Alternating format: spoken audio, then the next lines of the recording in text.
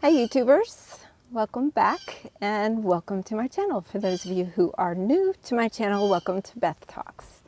This is a channel where I share my life experiences and knowledge with those who are going through changes or have gone through some major changes in their life and transitioning, and I think it's important to learn from one another. So this is my way of giving back to humanity and helping some folks out. So today I wanted to talk to you about how our thoughts create our reality and how positive thinking alone does nothing. What if, for say, that the way you feel about your life right now really has nothing to do with your current environment, but it's just a stored memory from your past?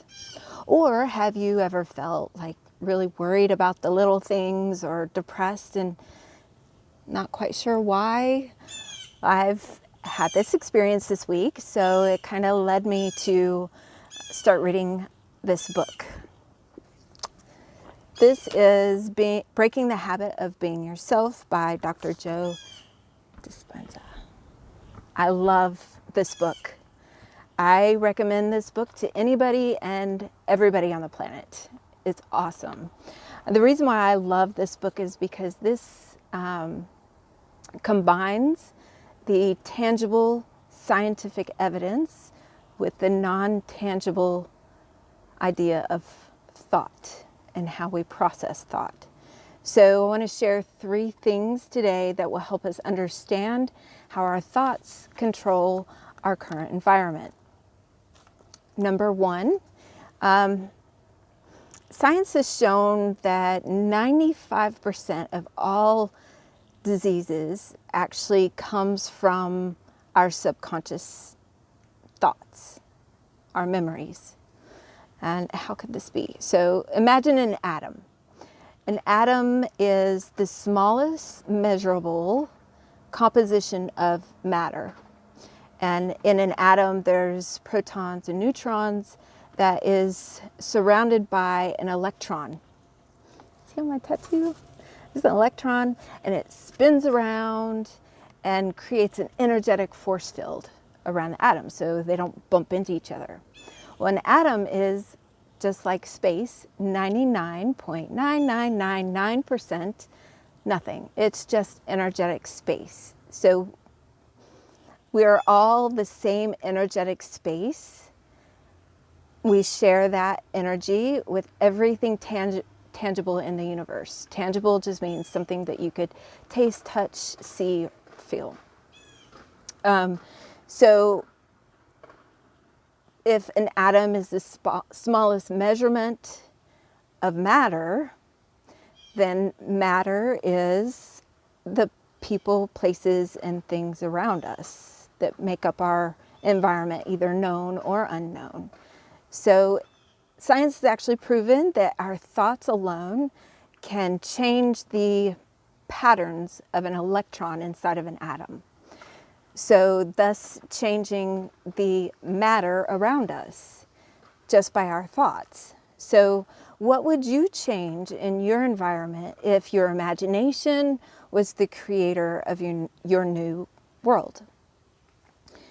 Think about that for a minute.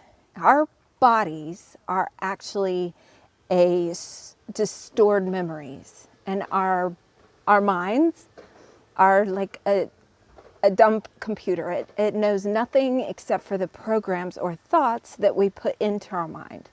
And in our mind, when we feel a certain emotion, it sends out a response to the rest of our body on how to correspond that emotion with how our body reacts to it. Bear with me, I'm getting somewhere. So if our minds are recording emotional responses that our body interprets in a certain behavior, to change our body's response to an emotion that we have to reprogram our minds, give it a new program altogether. But how can we do that? If 95% of our physiological responses is in our subconscious that we're not even aware of. How can we change our body's response to certain emotions that we may not even be aware of? Meditation is a portal into your own mind. And a lot of people are misconceived by the thought of meditation as the absence of thought. Mindful meditation is actually the practice of mindful thinking. So when you meditate in your mind, you can't stop your thoughts. You can't just turn them off. You're actually observing those thoughts as they go through your mind, creating mindful thinking. And that mindfulness in turn brings your awareness, your conscious awareness to your mind so that you can kind of discern how emotions are affecting your body in certain ways.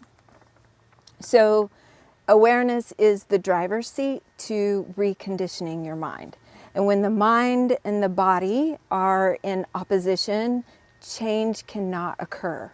So let me give you an example of this. So I grew up in a lot of poverty, and my subconscious mind has remembered that whenever I have little or lacking something in my life, then my emotional body responds with cortisol and all those things that are related to stress.